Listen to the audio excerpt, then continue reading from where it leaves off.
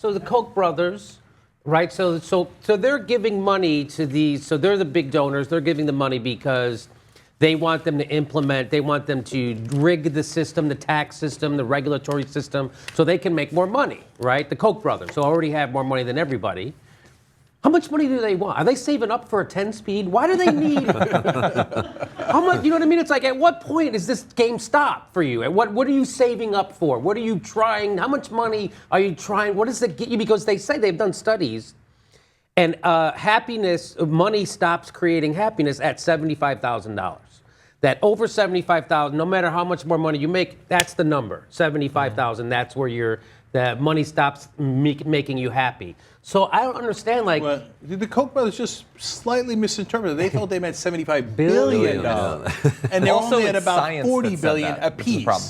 apiece. So if they combine their money, they'd actually be over $75 billion. But alas, they So what do you can't. think? They're not big sharers. Are they really sociopaths?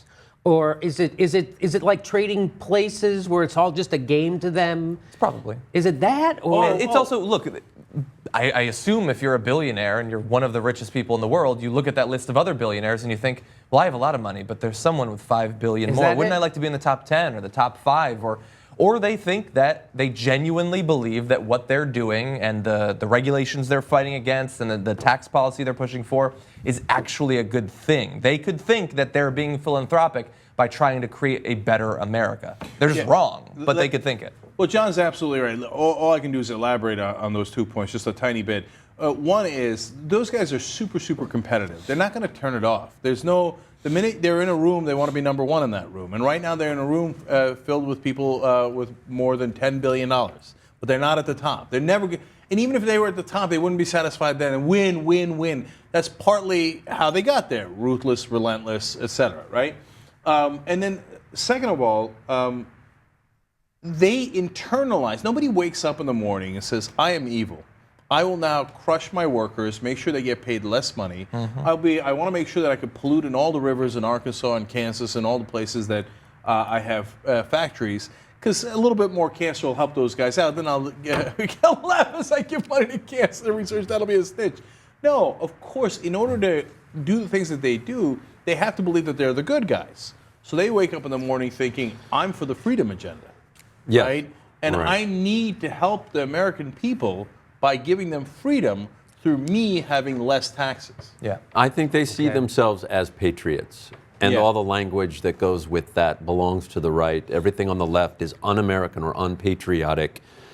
Basically, the left is out to ruin American society. And I think that keeps them up at night. I think that keeps very wealthy billionaire type tycoons awake at night, that someone's out there fucking with the American dream. Really? Yeah, you know. The plot of every Ayn Rand book. That someone's out there taking bread bags and not putting them on their feet. They're throwing them away. And no, I think there is the competitive nature of capitalism is to beat the opponent, which is, in this case, people who want to diminish wealth, who want to redistribute it, who want big classes of poor and middle class people. Yeah. I'm done. Yeah. Good night, everybody. You can't really blame them for thinking that their way is the right way. They are insanely rich. Just isn't right for other people. That's the metric they use. So they feel like we must be right. Yeah, even though they inherited a tremendous amount of money. Yeah, and look, you're forcing me to say one last thing. What keeps them up at night is communism, because their dad taught them that. Oh, the communists are coming, the communists are coming. And then you won't have anything, because they'll just take all of your money and they'll redistribute it, and they'll give it to the farmers. There's no farmers left. They've forgotten that over the decades, right? But the great irony is that their dad hated communism because he made his fortune off of helping Stalin, and he did. That's how they made for all their money in the beginning by doing business deals with Joseph Stalin.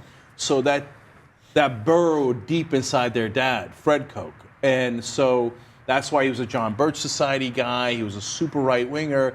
That was in an effort to make up for the fact that he helped the worst, most dictatorial, mass murdering communists in the history of the world.